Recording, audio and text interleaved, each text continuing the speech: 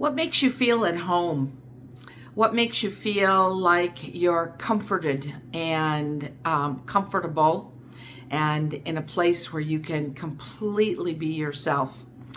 My husband and I had a flood in our home. We live in a condo. In between the holidays, between Christmas and New Year's. And we've been living basically in like hotel type spaces since then, you know. And it's really been an adventure. First, we lived in a Hilton. It was called Home 2 Suites, and it had like a little kitchenette, you know, like no real ability to cook beyond a microwave, you know, but it had free breakfast, so that was kind of nice. We were there for 10 days. And then we were in this tower, 58 stories high. We were on the 24th floor. The view was like amazing, you know, but I really miss the fact that we didn't have like a separate bedroom and living room. It was all one room. Well, now the last 3 days we're in an Airbnb, and it's very, very small. Everything is new and fresh and clean, and, you know, quartz countertops, and everything is very nice, but super small. It has a bedroom, a kitchen, a bathroom, a closet, and a space for washer dryer. That's it. You know, there's no living room and everything. And it's so different from what I would choose to live in, because I like things that feel like warm and comforting and cozy and also elegant to a certain degree, you know. And so my husband and I, this is going to sound like I'm shifting topics, but I'm not. My husband and I have wanted to move to a city in a different state from where we live now for many years. But the numbers never worked because, you know, the real estate values to buy something equivalent to what we have now have always been more expensive. And I'm talking, you know, to get like a condo, not like a fancy house or anything. And we want to live like a real sort of urban life. Like you walk out the door and there's like coffee shops and cafes and bars and shops and, you know, cool stuff like that, you know. And so what we're talking about doing, he's a substitute teacher, is at the end of the year putting our condo that we have up for sale. You know, because by then all the work to fix the flood will be done. We have brand new floors, brand new kitchen cupboards. I mean, all the stuff wasn't old to begin with, but you know, all this stuff is going to be new and fresh and everything. So what a perfect time to sell, right? So at any rate, Ernie said, we need to just get rid of everything and buy stuff when we get to this other city, because it's a long ways away. It'd be like a 2.5 to 3 day drive, you know, to get there, right? Because eventually you got to move your cars.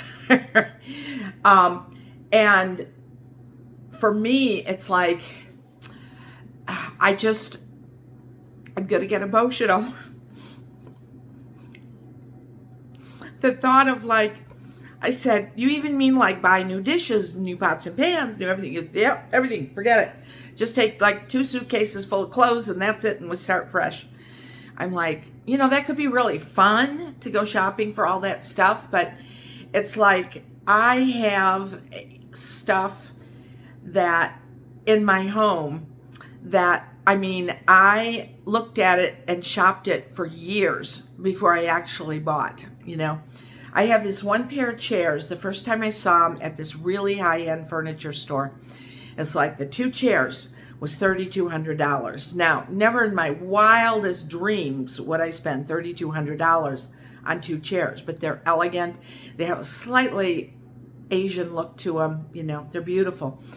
A few years later, that same store was going out of business, and I was able to negotiate with the store manager and get both of them for $500, you know. And I have stuff that's come from Facebook Marketplace, but really good brands and things like that. And it's like, we live in a really crazy world where things are constantly changing. And some of that change I really welcome, and some of that change is, how do I want to say this? It's a little hard to deal with at times, you know. It's like kind of like this.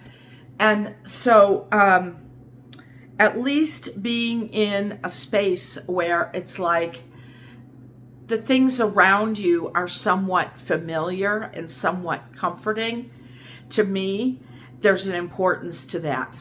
And it may or may not be important to you. Now, we have traveled on vacations. We went a few years ago, we went to Mexico, and we were there for like 6 weeks. And, nothing was, most of that time we were in a city called San Miguel de Allende, and for 5 weeks out of the 6. And then other time we were in Mexico City. And, it wasn't familiar. The furnishings and the brick arches and the everything, it wasn't familiar. And it's okay, because it was like, it wasn't quite a vacation. I was still doing some work back then, but I took plenty of time for sightseeing as well. So, but it's fine, because I'm traveling. That's expected. Or, last summer we went and we went to a few cities in Europe. There's a lot of places in Europe that are very inexpensive. It's not like they're all, London and Paris and everything. They're almost as inexpensive as Mexico. And we went to a few cities like that. And each time you go to a city, you're staying in a different place. And it's fine. You're on vacation. But when you're at home, you want to be at home. At least I do. And I want to be sort of comforted, ensconced in the things that surround me. And I used to be a big fan of Martha Stewart. You see her now in commercials and things with Snoop Dogg, which I think is really adorable, because she's like in her 80s, and he's no spring chicken either. I think he's getting up towards 60. But anyway, she said, if you only buy beautiful things in your home, whether it's a mixing bowl or a spoon or whatever it happens to be, it's like you will have, over time, you will have a beautiful home, And I always remembered that. I probably learned that from her magazine or something, 20-something years ago, And to me, I have a beautiful home, and I can't wait to get back to it after the repairs are done. We got a couple more weeks to go. So anyway, just to kind of keep in mind, you may be at a stage in your life where this stuff doesn't matter to you at all, and that's fine. Just groove with it and roll. And if you're traveling around the world, or you're just so focused on your career that you don't care about those things, but keep in mind that having the familiar and pleasant things around you that make you smile, that remind you of a trip to Tokyo, or remind you of something that was a wedding gift, it's really, really nice. And so anyway, I hope this is helpful in some way. This is Denise.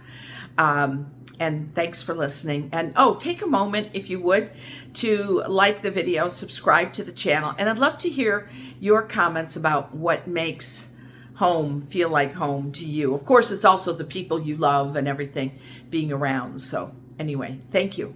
Bye-bye.